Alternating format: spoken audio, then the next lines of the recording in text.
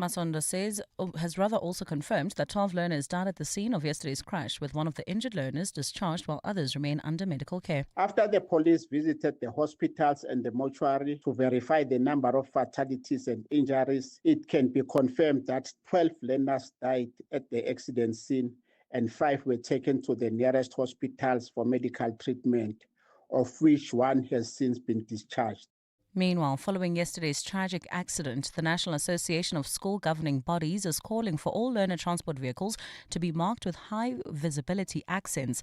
The association's Mantakanye says school governing bodies must create policies for greater regulation around safe, roadworthy vehicles. He adds that learner transport vehicles should be easily identifiable by other drivers. We call also upon the government to ensure that now all these cars that are sharing our children must be marked so that far away you can see that now that car is sharing children. When an ambulance comes, they know that this is an emergency car, then they give it away. But one way or another, it will change the mindset of these guys.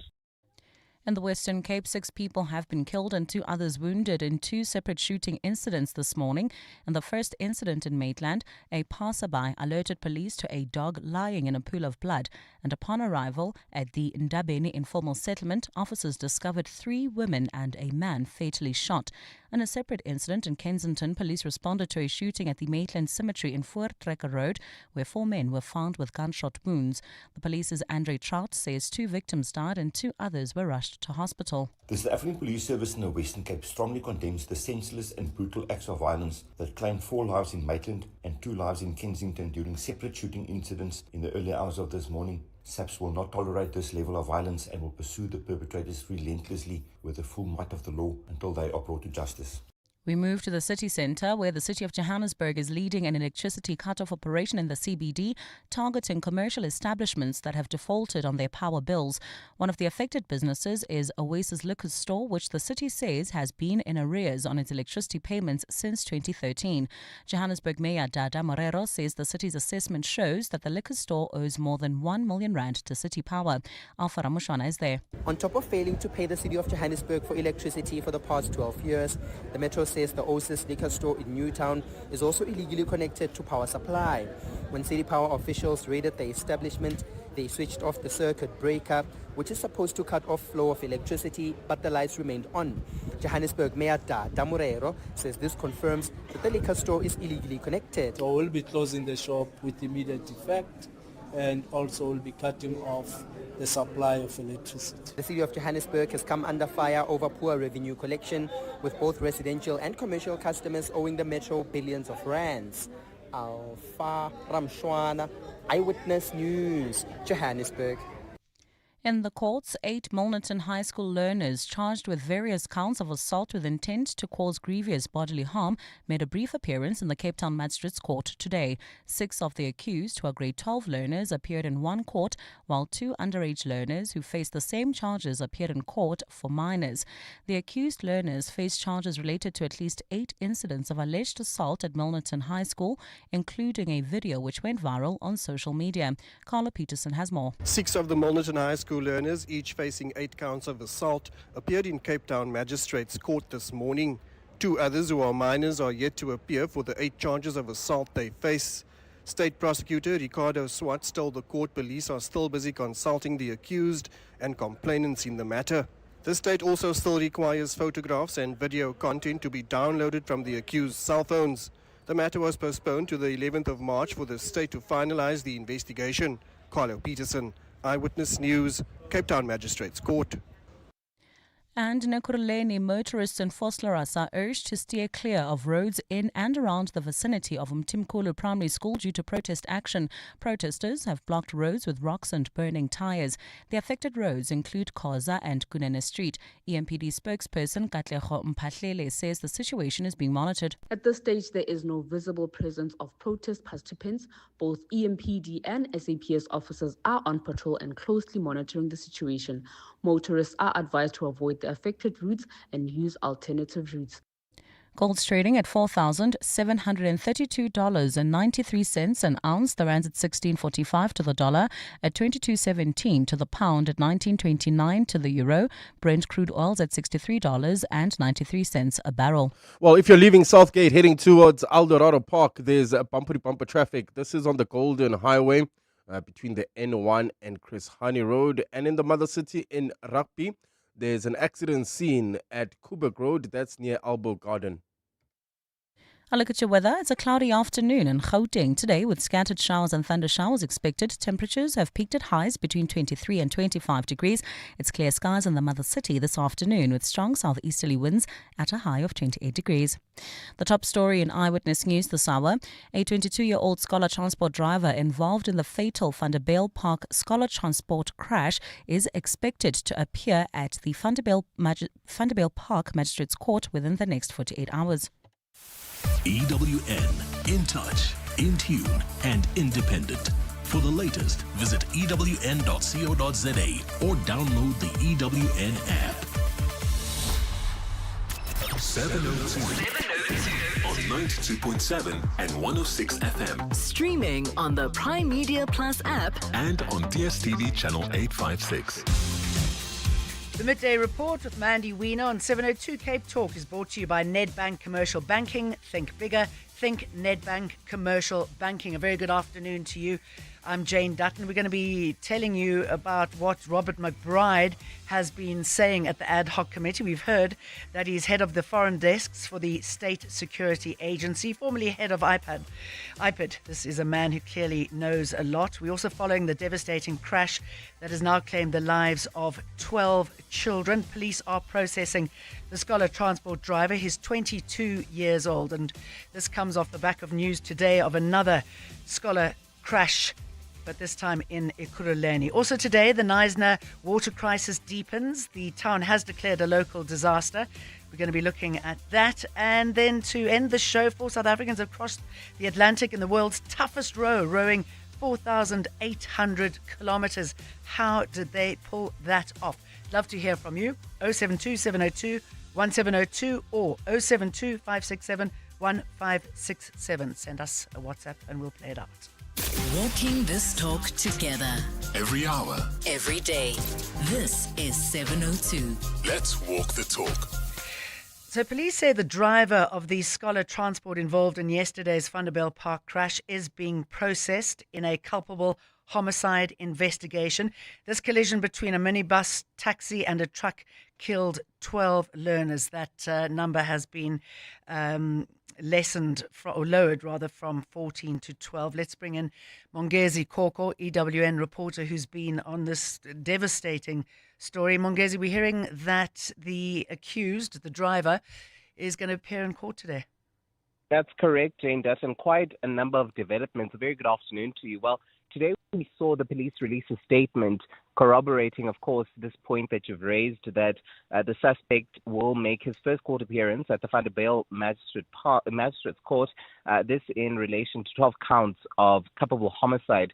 Now, it's important that I also stress, Jane, that the revision of the numbers is that of interdepartmental miscommunication, because the police did confirm indeed yesterday a higher number, which was changed, of course, by the Department of Health and the Department of Education in the Gauteng province, bringing that number to a total of 12. What we do understand is that there was the hospitalization of 5, the discharge of 1 pupil in this matter, and we also understand that the truck driver wasn't traveling alone and that he had a passenger who has also since been discharged. So quite a number of developments. We're currently in CD Bang, not too far off from where the accident occurred, and this is where the department will be providing us with a briefing, sort of an outline to try and highlight what exactly has come so far from post-mortem examinations and potentially giving us insight on the identities of the learners who have succumbed to their injuries. So we're looking to understand a little bit more about this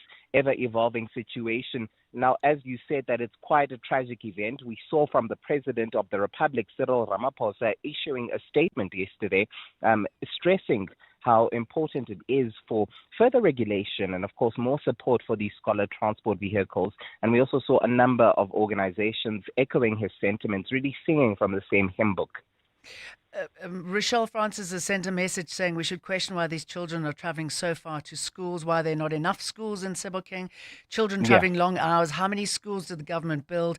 Not letting the driver get away, but, speaking about the overloading, the rushing for the children to be on time for school. I mean, what are we hearing about the way we believe he was driving just minutes before this accident? Now, Jane, it's important to note that this particular driver had been issued a warning last week over his reckless and negligent driving. So him doing this is, of course, illustrative of his sort of, one can label it as incompetence and inability to take instructions. But Jane, that point that Rochelle made with regards to the long distance travel is also one that is important. A parent on the ground yesterday did indicate that they had no choice but to utilize these scholar transport vehicles to travel from Sebokeng all the way to Vanderbijl Park because they didn't secure the location that they needed to. And in order to also secure transport, whether it be private or public scholar transport vehicles, you'd have to issue your address so that they can see if you actually live there. So a lot of these things may have been a result of parents changing addresses, exchanging addresses with one another just so that they can lessen the pressure. But this also paints a bigger picture that ties into the Gauteng Education Department's inability to place learners exactly where they need to be. And of course, this is not just to blame on the department, with parents being unhappy with their placement issues and all the like. So it's really a broader situation and a broader conversation to be had in relation to why these learners had to die the way that they did and why were they traveling so far. So those are some of the questions and some of the matters that we're hoping the Education Department will be able to sort of explain on why exactly these learners were traveling from Sebokeng all the way to the Vaal in an overloaded truck, and why in an overloaded car, and why exactly was there no sort of regulation around this private scholar vehicle. I mean, yesterday we saw some pretty tasteless visuals coming out of from our TV screens of reporters trying to get parents to speak about this tragedy while they were still processing. What are you hearing today? I mean, what are some of them saying about this awful, awful situation that many will never overcome? Right. A number of parents also having difficulties with regards to the public disclosure of their children's names. So those are some of the issues that the department has to contend with, trying to get the permission to say this is the learner that passed away, the school that they attended, and here's a photograph of them. And Jane, this leads us to even a different conversation, which we also need to take note of. There was an AI poster that was circulating yesterday, which alleged to show the faces of these learners that succumbed to their injuries yesterday, and it's important to know that it was AI generated. None of those children exist, and it's not true at all. Parents feeling as though their privacy is being taken away, their time of mourning is being interrupted by, of course, this AI generated sort of photos and posters. So the department really stressing the importance for the Fourth Estate, members of the media, to refrain from disrespecting their privacy in this very difficult time, as you can imagine. So only now will we find out if we will be visiting some of these families who've lost their children, and to hear exactly what they have to say. I doubt that they'll have anything to say, really, but it's important that their story does also get reflected. So we will be closely monitoring this, and of course, it will be in each and every EWN bulletin. Yeah, thank you for that, Mongezi. And as I mentioned a little earlier, this does come off another scholar transport crash just today in Kureleni. Fortunately, nobody was badly injured. But I mean, this is 2 crashes in just 2 days. Mongezi Koko, thank you. The Midday Report with Mandy Wiener is brought to you by Nedbank Commercial Banking. See money differently. Let's get the latest on the Knysna water crisis. Last week, the municipal council there officially declared or resolved to declare the Garden Route town a local disaster area as the region faces an intensifying water shortage. And Tutuzelo Nene is our reporter who's on that story and who has been monitoring what's going down. What is the situation now? How bad is it? Good afternoon, Jane. The situation remains dire in Knysna. Over the weekend, we saw Water and Sanitation Minister Phemi Machodina visiting that area. She spent 2 days there, and she's saying that her department has stepped in to support the Knysna municipality with emergency measures to stabilize its water supply system. As you have mentioned, Knysna's water supply system is presently facing critical water challenges, Jane, due to a severe localized drought affecting that garden route belt in the Western Cape. The Akkerkloof Dam, which is the municipality's primary storage facility, is currently sitting at approximately 16% full, which now translates to an estimated 13 days of usable water at present consumption. Now, this is compounded by the long-term neglect of maintenance of water infrastructure there, the high non-revenue and vandalism. So the situation in Knysna remaining dire as we've been reporting since last week. So I met somebody from Knysna recently, and they were saying a lot of them who live there almost wanted to hit ground zero so that they can hit rock bottom and they can start building up again, because they said this has been going on for so long. I mean, how are many of them getting round this problem? What are they doing?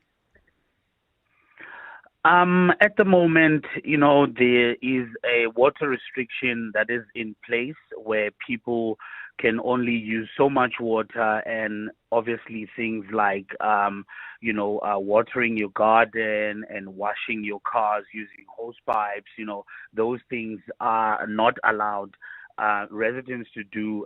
It's not ground or day zero yet. But, with the dams only sitting at 16% and only having 13 days of usable water at present consumption levels, it's a situation no one wants to find themselves in. But Water and Sanitation Minister Machodina saying that they will avail an emergency relief allocation of about 20 million rand, which is reprioritized from existing water services infrastructure grants to help address the growing water supply pressures in Knysna. The funding will be used primarily to develop groundwater resources aimed at reducing the current strain. The MEC of local government, Anton Bredell, mentioned last week that they are planning to drill I think 3 boreholes in that town, also to help alleviate some of this pressure on the water system in the town. Mm. And I mean, in the lead up to this, were measures taken? Were people warned that this is impending, that they have to cut back on the water supplies, that they have to make alternate plans? This is, as you have mentioned, this has been a long ongoing situation in that town. This message has been communicated on various occasions, but I don't think that people were adhering to the to these measures. Also, the municipality itself not doing everything it could to ensure that they don't get to this situation, because they haven't been maintaining the infrastructure in that town. So we can't really put the blame on the people themselves that are, using the water, because people need water to survive. So also the blame also could be put on the municipality side for neglecting to maintain the infrastructure there in Knysna. But this week, the Western Cape government has also been requested to declare the town a disaster area. So this week, the provincial cabinet will be meeting to discuss the situation in Knysna. And on Thursday, there's going to be a media briefing, and we will only find out then what the provincial government's decision will be with regards to that request. All right, and to Tutuzelo Nene, thank you for that update. Real growth needs more than just banking, and Nedbank Commercial Banking is your growth partner. Their team of industry experts understand your business and its potential, offering insight to help you see opportunity where others see obstacles. Because when you can see what others don't, you can do what others can't. Think bigger. Think Nedbank Commercial Banking. See money differently. Nedbank is a licensed FSP and registered credit provider. T's and C's apply.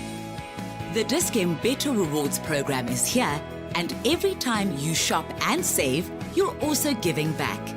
Each time you swipe, not only are you rewarded, but a percentage of your purchase is donated to the Dis-Chem Foundation to support communities in need. So why wait?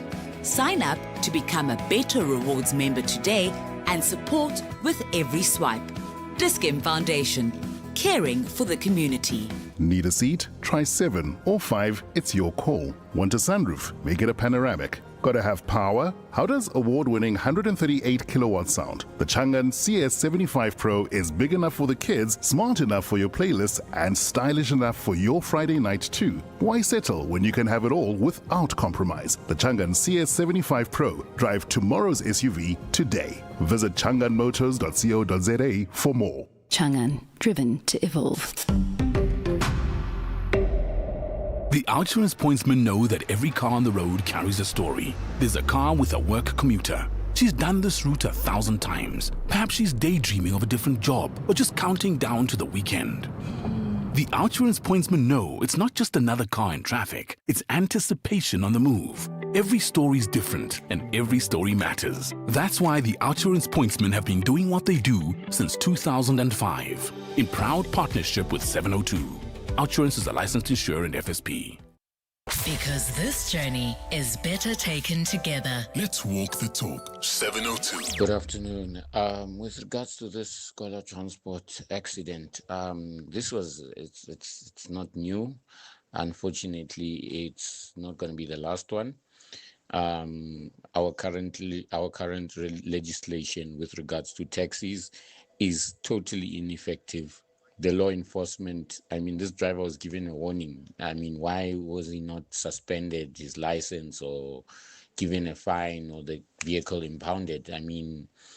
Their attitude on the road is just nonchalant. So unfortunately, as South Africa, this will continue. A lot of people, it's an open secret. They buy their licenses. They don't know the rules of the road. That was a very narrow road, and he still chose to overtake four vehicles and hit the truck head on. So what do we expect? Eddie from Centurion. Yeah, good point. The lawlessness on the roads is staggering. Very little is done to confront it. I don't know if you remember that the Transport Minister was supporting taxis that the City of Cape Town had clamped because they were either driving badly or being in the wrong areas or not being correctly licensed. So this is something that needs to be tackled before many more innocent people need to die. So the former IPED head, Robert McBride, is appearing before the ad hoc committee. He faces several accusations of improper conduct and colluding with private investigator Paul O'Sullivan to target senior police officers. Babalo Ndenze, EWN reporter, is on this story. We also heard, Babalo, today that he works for the State Security Agency.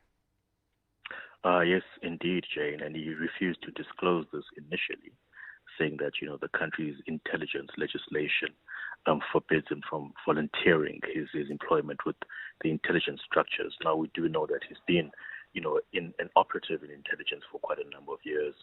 We know that at some point he was the head of the foreign branch of the SSA, I think up until 2020. And it looks like he's still within those structures. He was a project head of special projects at some point, and also a director. So he did, there was a bit of a back and forth with him and disclosing this. Members says there's no way that he can keep this a secret. They're also quite unimpressed by his failure to update his CV. A lot of omissions in his CV. For example, he had a 5-month stint as a member of parliament. That's not included in his CV. And members are also questioning other, stints. We also know he was actually the head of the Metro Police in the Ekurhuleni Metro Police or municipality, metro municipality, several years ago. So Robert McBride really now at the beginning of his testimony really going, through this employment issue and the issues around his CV and how, members are concerned that they can't proceed without getting some kind of updated CV as well as, other information that they've requested for him. He's quite relaxed here, but they also raised issues about his attitude, towards the committee. He seems, quite almost, I don't know, maybe leaning back in his chair and uninterested. They say he's also making gestures, towards MPs as they're raising these issues around his employment as well as his outdated CV, Jane. So we could, I think we do have sound. We can just quickly listen to exactly what McBride said when he was questioned by evidence leader Norman Arons as well as the chairperson of the committee, Soweto Khanyane. The second is with regard to Act 39 of 1994. Which is the one? Act 39. National Strategic Intelligence Act. Yeah. Number 13 of 1994. In that act, which are the sections or subsections that prevent you from? Within the regulations, it indicates we are forbidden to volunteer that we work for the agency. Is regulations number 10 or number 6? No, I don't remember. But I was just alerted that I should raise that with you now that I've mentioned it. Yeah. So that. He was also talking about his time at IPID when the late Nathi Mthethwa was the police minister. We also expect him to have some words about Bheki Cele. No love lost there. Yes, indeed. We also expect that because it was Bheki Cele who was the Minister of Police. During that tumultuous tenure of his as the IPID head or the executive director of IPID. So we do expect him to give some evidence related to the former Minister Bheki Cele as well as, other former police ministers that were serving in the position during his tenure as the IPID head. There are issues around, that might be put to him or have already been put to him, Jane, around, the illegal rendition of Zimbabweans, issues around, his conduct basically during his stint as a spy or as an intelligence operative, and not just his issues as the head of IPID. We do know that he was eventually, pushed out of IPID by the former minister, and so we do expect him to just kind of, elaborate on that, as well as, evidence, for example, by, Cedric Nkabinde, which is the former minister, or the suspended minister, Mtunu's chief of staff, who says when he was at IPID, it was at the same time that McBride was also the head of IPID, and how he was pushed out of IPID by Robert McBride, mentioned him, quite at length during his testimony late last year.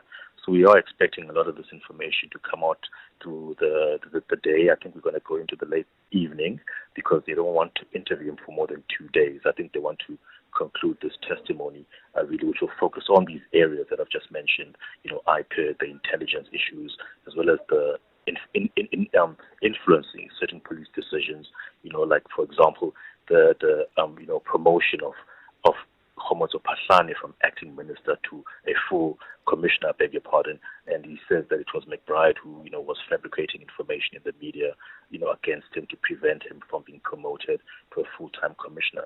So that's what we're actually looking forward to for the remainder of the afternoon as well as the evening, Jane. All right, let's dip in very quickly. Thanks, Babalo. Is set out in that paragraph.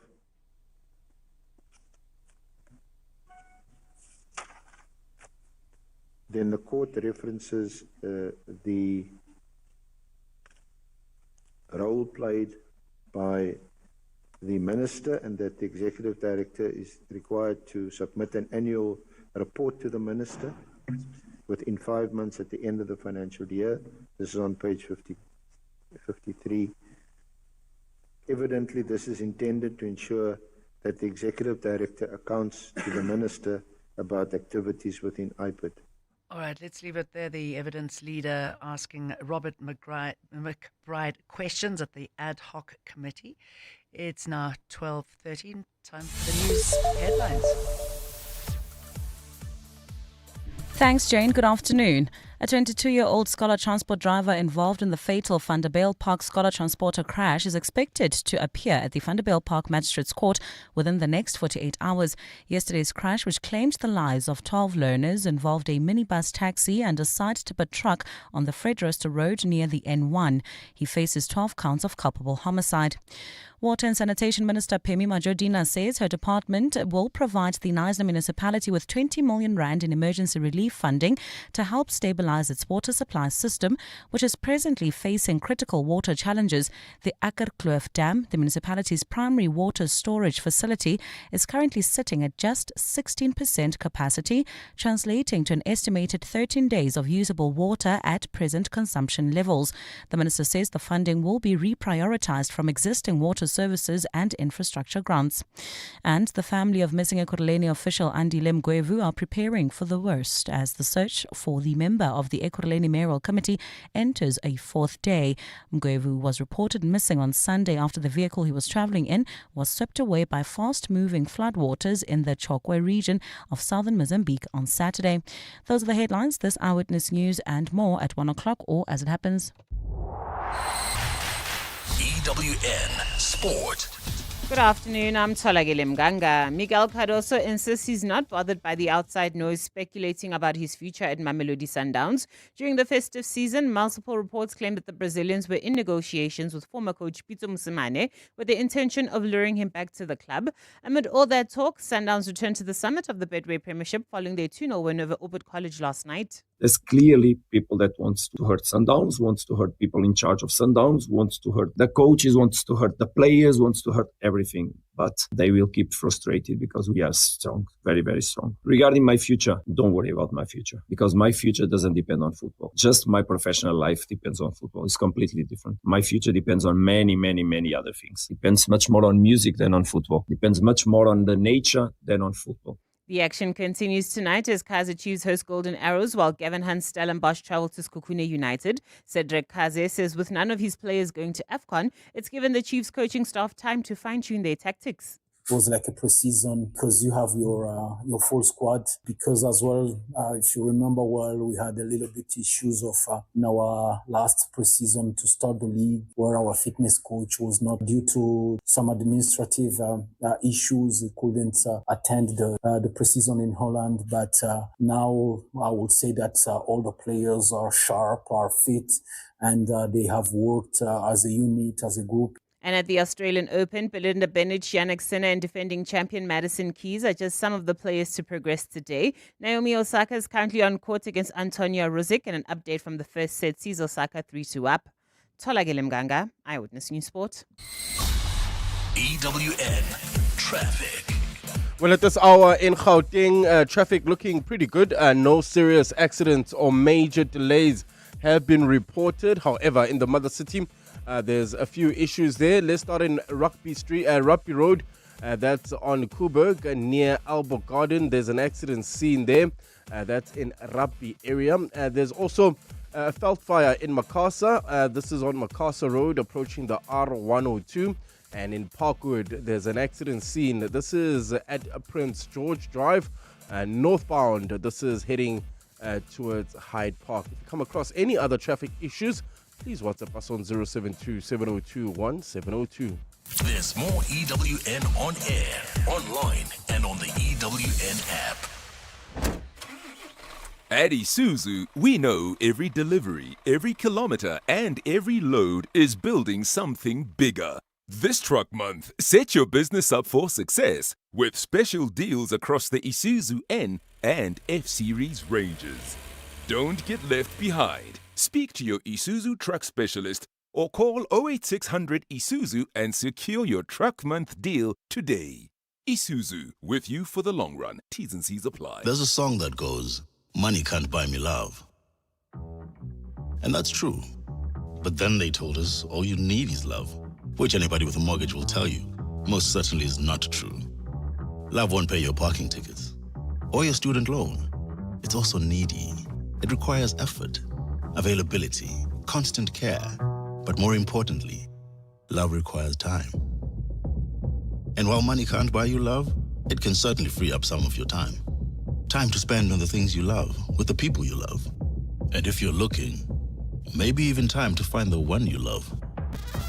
That's why, after 50 years of investing, we've learned that time is the greatest gift of all.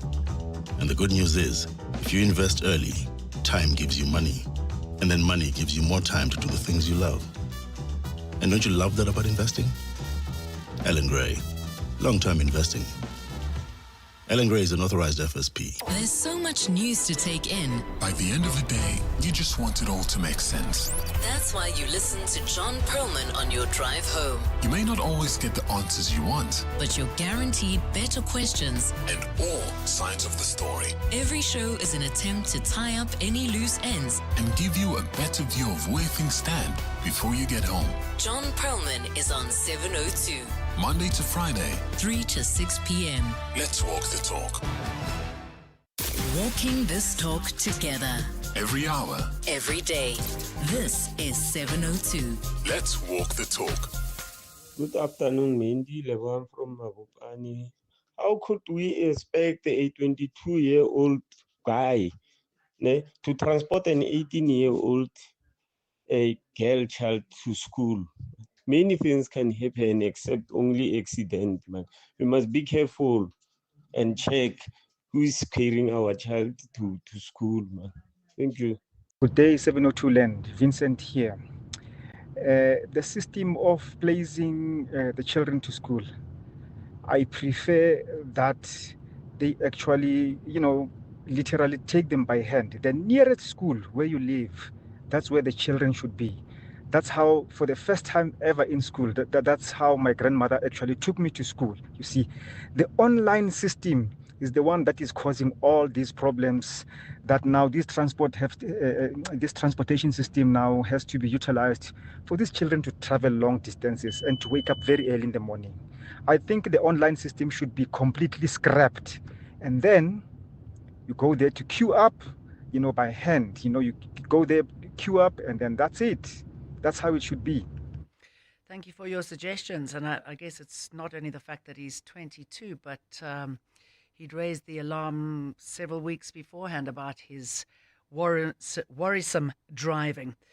All right, let's move on to this story. The British American Tobacco says it'll stop making cigarettes in South Africa by the end of 2026. Blaming an illicit market, it claims now accounts for 75% of all cigarette sales. BAT says it could reopen if illegal trade is brought under control, but rival industry voices are pushing back, arguing this is only part of the picture. Sinenhlanhla Mnguni, chairperson at Fair Trade Independent Tobacco Association, a good afternoon to you. What is the true picture? Good afternoon, and thank you again for having me on your show. Look, it's very simplistic to look at the picture through the lens of a particular cigarette manufacturer, and at that, a multinational cigarette manufacturer that has historically been found wanting in as far as its own participation in the illicit trade. Ultimately, when you look at the issue and the picture holistically, the tobacco industry is rife with historical evidence of multinationals in particular using the illicit trade as a Trojan horse to try and influence policy in their favor. And if you look at it, at the table currently is a lot of tobacco control policies which government is trying to enact. And of course, the argument from manufacturers like British American Tobacco is that if you enact these pieces of legislation, it's going to drive the illicit trade even further through the roof. And now if you look at the studies which say, for instance, what you alluded to earlier, that 75% of cigarettes are illicit, that study is not based on facts. It's a study which was commissioned by that particular cigarette manufacturer, British American Tobacco. But I mean, we all know it's unacceptably high. I mean, this issue was exacerbated by Dlamini Zuma when she was Minister of Cooperative Governance with the tobacco sales ban in 2020, which really supercharged the illicit cigarette market, and there's no coming back from that. Certainly. What I'm saying is that the numbers which have been put forward by that particular manufacturer are not based on any facts. We have all industry-wide agreed that the illicit trade is an issue. Now, you have to look at it from beyond the lens of British American Tobacco and look at it from every stakeholder within the industry to understand the true issues at hand when it comes to the cigarette industry. Now, you have to understand that BAT is saying that a lot of the illicit cigarettes are coming from local manufacturers, which is not 100% an accurate picture. There's a lot of smuggled cigarettes coming in from our neighboring countries, and in particular Zimbabwe. I mean, I think that I don't even need to advance much more in terms of facts. We see it daily on social media where cigarettes are being smuggled across that particular border. We've recently identified a smuggling syndicate operating out of the Far East, China and Cambodia, smuggling cigarettes by the millions into South Africa. There was recently a detention in Durban at the port where our member brands were being counterfeited in large numbers. So we've seen that post the lifting of the tobacco ban in 2020, South Africa, unfortunately, as a result of that ban, has proven to be a lucrative market for criminal syndicates which want to ply their trade in South Africa. The issue is enforcement by the South African Revenue Service and other law enforcement agencies, which seems to not be something that's happening despite our efforts as an industry body to try and lobby government to try and counter this rampant dealing in the illicit trade in cigarettes. Okay, so what do we do about this? I mean, if BAT pulls out, they said they'll stay if this number is lowered. That's not going to happen. If they pull out, people lose jobs. So what do you suggest is done today? Ultimately, I mean, we understand in life there are no vacuums. Ultimately, BAT is not the only cigarette manufacturer in South Africa. There's at least 15 others. And I can tell you now, people with the expertise that a lot of these employees will have will be absorbed by a large number of these factories. Now, I just want to take it a bit further and just ask one thing. If the issue is that they're losing market share as a result of the illicit trade, why are they not pulling out fully from the South African cigarette market? Because if they pull out fully from that market, surely then someone would acquire, for instance, that factory and employ those people. But they're not. Simply what they're doing is they're cutting employees, still bringing in cigarettes into South Africa and still making a profit. It's just really, in our honest opinion and view, a move to cut overheads in order to increase profits, which they've done year on year. All right. Sinin Nhlanhla Nguni, thank you very much for your time. The Midday Report with Mandy Wiener on 702 and Cape Talk is brought to you by Nedbank Commercial Banking. See money differently. And you're with me, Jane Dutton, today. Just a reminder of the numbers if you want to send a voice message, 072-702-1702 or 072-567-1567.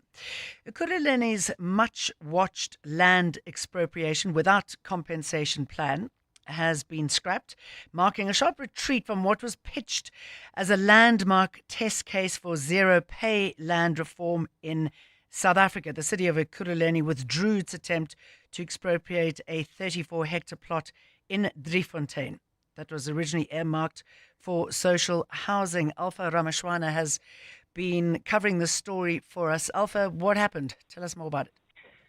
Good afternoon, Jane. So in 2005, a company called Business Venture Investments 900 acquired a 34-hectare plot in Boksburg in Driefontein, and they did not use the land at all. In fact, since 2005, the land has been unused and has not generated any commercial or economic activity. And in 2019, the city of Ekurhuleni then took a decision to expropriate without compensation the 34-hectare land. The owners were not opposed to the expropriation itself, but were opposed to the city's offer of zero compensation. The owners were arguing that the city should pay them market value price of 30 million rand, no less than 30 million rand. But the city had been refusing to pay that money and were claiming that the law does allow for expropriation without compensation. So the owners then took it to court, and it's been in court over the past 7 years. However, it seems that the owners of the land had been arguing that there is no law in South Africa that justifies expropriation without compensation. Section 25 of the Constitution says compensation must be just and equitable based on market value. So there's a lot to consider. So the city of Ekurhuleni City Council now decided that they are going to scrap what they had termed as South Africa's first expropriation without compensation case. But they claim that the reason is not because of the legalities of the matter, but it's because they've recently done an environmental assessment which found that the land is not suitable to build social housing, to build houses or any form of structure. It's wetland, so the structures could easily collapse. So they realized that they can't use the land for social housing, which is the very reason they decided to expropriate the land in the first place. I mean, before you do something like this, make that sort of gesture which can impact so many people, so many lives, you think that the research would be done beforehand. And I gather that the land has been lying fallow in all of this time. Yes, so the land is zoned for agricultural use. So the owners of the land would have had to use it for some sort of agricultural use. They had been trying, however, to get some assistance in terms of rezoning for the municipality. The municipality then expropriated the land to use for housing. Now, they got an independent environmental company to conduct the assessments, and they came back and said that the land is not suitable for any sort of housing.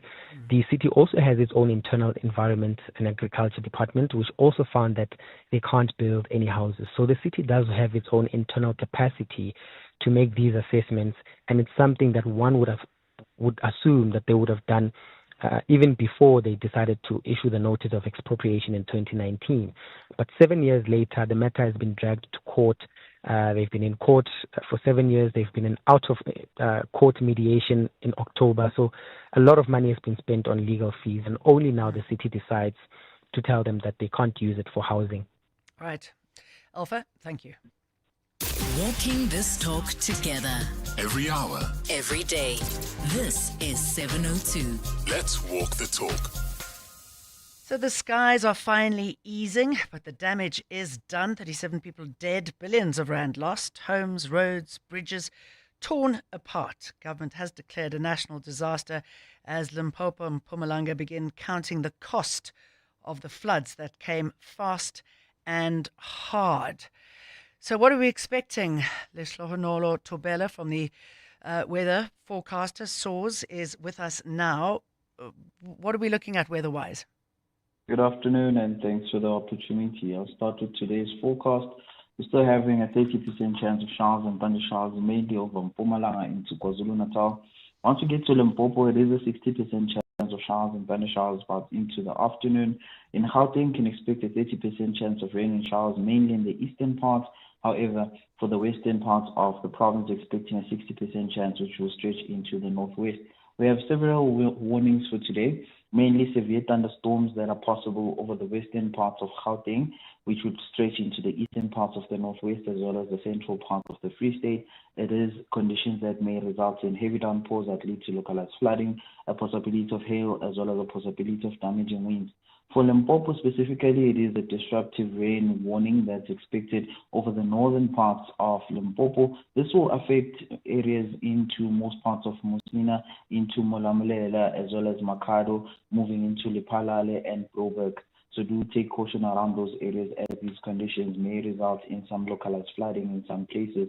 For tomorrow, it is a 30% chance that's covering Mpumalanga, Limpopo, as well as parts of Gauteng. A 60% chance of showers and thunder showers will be mainly over the central parts of the northwest. That's where we have a severe weather warning, which is a yellow level 2 warning for severe thunderstorms, which may result in heavy downpours as well as the possibility of damaging winds and hail. This is expected for tomorrow, but this will be over the central parts of the Free State, into the western parts of the northwest, and covering the eastern parts of the Northern Cape. So you're definitely right in saying conditions are starting to ease up for the northeastern provinces.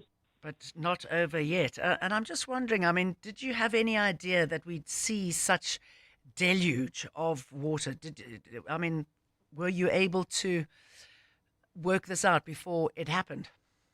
Yes, definitely. We started with the system way before the weekend started of what happened in the week that has passed, probably Friday or Saturday. We already had the media release that was showing and telling that we're going to have adverse weather conditions. And in terms of the accumulations, I think our models were actually doing well because we issued a number of media releases that were pertaining to the floods that you've observed in the past week. So definitely it was a good forecast in how it went about.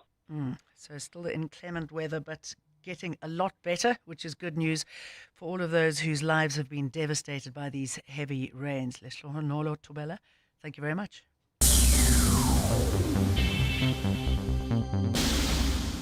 Start the year right with We Buy Cars. Selling your vehicle? They'll come to you, handle everything, and pay you instantly. Simply visit webuycars.co.za and complete the form to discover what they'll offer you. Need a new ride for the new year? Browse thousands of options online or at any We Buy Cars branch nationally. We Buy Cars. Buy or sell the simple way. The Outsurance pointsmen know that every car on the road carries a story. There's a car with a couple stealing glances at each other. In a week, their lives will change forever as they exchange their I-do's. The Outsurance pointsmen know it's not just a car in traffic, it's a love story on the move. Every story is different and every story matters. That's why the Outsurance pointsmen have been doing what they do since 2005 in proud partnership with 702. Outsurance is a licensed insurer and FSP. Supercharge your business productivity with Moloi Innovative Solutions. We bring the most highly customized and cost-effective IT infrastructure to your fingertips. Whether it's desktop and server support, cloud services or hardware, software and printer procurement, our dynamic team makes sure that you have the tech that resonates with you. Moloi Innovative Solutions. Experience at its best. Get to moloiis.co.za for more. Because this journey is better taken together. Let's walk the talk. 702. Talk. I just want to know, we renew our vehicle license once a year, but who says that vehicle is still in the same condition, roadworthy condition? You're just paying for a license, you're getting it renewed, and the vehicle's on the road. But why don't they employ that when you go for your new license, your vehicle should actually go for another roadworthy test to see that that vehicle is still in the operating condition as what it was or what they suspect it to be. I know this has got nothing maybe to do with the accident of the kids, but yeah, I've always just wondered why don't we go for another roadworthy test when you go for a renewal of your disc? I think that two should go hand in hand. Thanks, team. Hi, Jane. With regards to the 22-year-old driver, I mean, he's still a kid. He's still a child. The science shows that, especially in males, the prefrontal cortex is only fully developed after the age of 25. I mean, the AA, if you're 25 and younger, then your insurance rates is up because of that high risk behavior. It's biological, they're wired that way. It's my firm belief that if you're going to do scholar transport, riding buses, well, public transport, and even these 18-wheeler trucks, you need to be 25 and over with driving experience, and a relatively clean traffic record. Yeah, I mean, you've got to have experience. You've got to be legit. I was talking to a friend yesterday when we were sort of going over this horrific accident. And I was saying the first time I ever drove her child, I think I must have stalled about 20 times. I was driving so slowly. I was absolutely petrified. And you would think if you've got anybody in the car, and especially youngsters, that you wouldn't be driving at breaking the speed limit and overtaking in front of oncoming traffic, which is some of the suggestions of what was happening. I mean, these are lives that you are supposed to be looking after. That is your job. And you just think, the driver who's one of the few to have survived is going to live with this tragedy for the rest of his life. So we're hoping to have a discussion about an extraordinary feat by 4 extraordinary South Africans.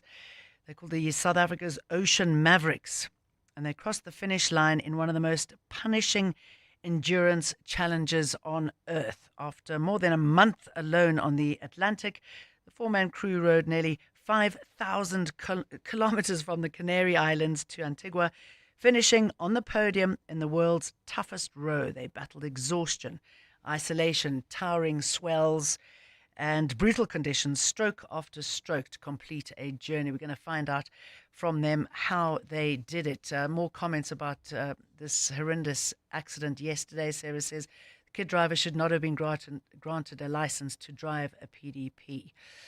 So many of the centres are corrupt. A lot of the listeners are saying that, that's one of the problems. You can buy licenses. You can buy licenses anywhere. And when corruption is endemic from the bottom all the way to the top, this is how these sort of things happen. Not that we're saying that anything corrupt happened surrounding him. We don't know the details yet, but certainly the driving was unacceptable.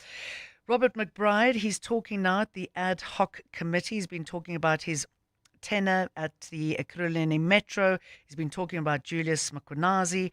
He's been talking about his time with the Secret Services in South Africa. Let's dip in and hear what he's got to say.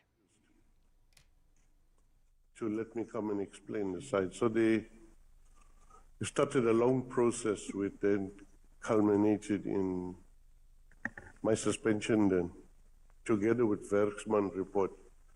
No consideration of the totality of evidence that was there. So, and it's not the first time, and it happens a few times. Honorable Chairperson, in this august house, it happens a few times when that happens. Just explain to us, Mr. Beekman, those people who may not know who you're referring to. Oh, Mr. Beekman was the executive director of IPID before me, and also became a chair of the portfolio committee of police.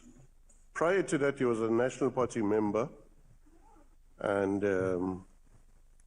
with the collapse of the National Party, he joined the ANC. It was during, I think, floor crossing period or something. So he was beholden to be told what to do, and so he closed his mind.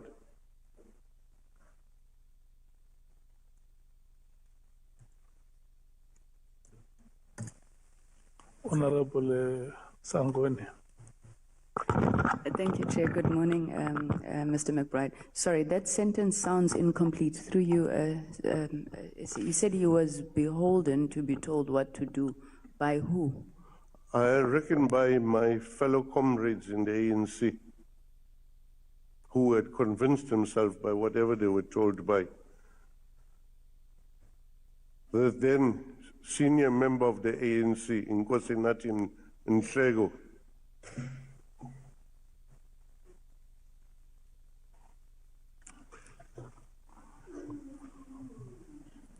Honorable James. Thank you, Chair. I raised my hand earlier on, I think twice. You didn't recognize me, and I'm going to go back to the same question because it's relevant now. You mentioned that there was a plot against General Sibiya, and you mentioned that all the statements given was incorrect by the members within SAPS. Who were these members?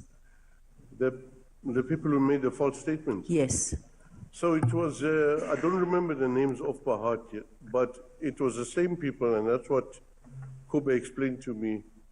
At some stage, General Sibiya, and here's where the problem starts, arrested General Mdluli, Richard Mdluli. And during the appearance of Richard Mdluli in the court in Johannesburg, a number of armed people were putting the proceedings under surveillance, and Sibiya and his fellow officers approached them, and an altercation ensued. All right, we'll tell you more when he elaborates on this, and we get back to you a little bit later. But there's Robert McBride talking about Sibiya there. He was also talking about his time at the Ekurhuleni Metro and his time at IPID, as well as the State Security Agency. He's at the ad hoc committee today. I'm Jane Dutton. It's been good being with you. Remember, if you want to watch the news, there is The Day That Was in English and isiZulu this evening. Right now, though, it's 1 o'clock. Time for the news. And the Midday Report with Mandy Wiener, 702 Cape Talk, is brought to you by Nedbank Commercial Banking. Think bigger, think Nedbank Commercial Banking.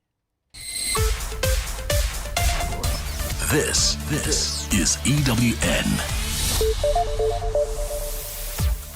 Vanderbijl Park Scholar Transport driver arrested and Niger municipality to receive multi-million rand emergency funds for water crisis.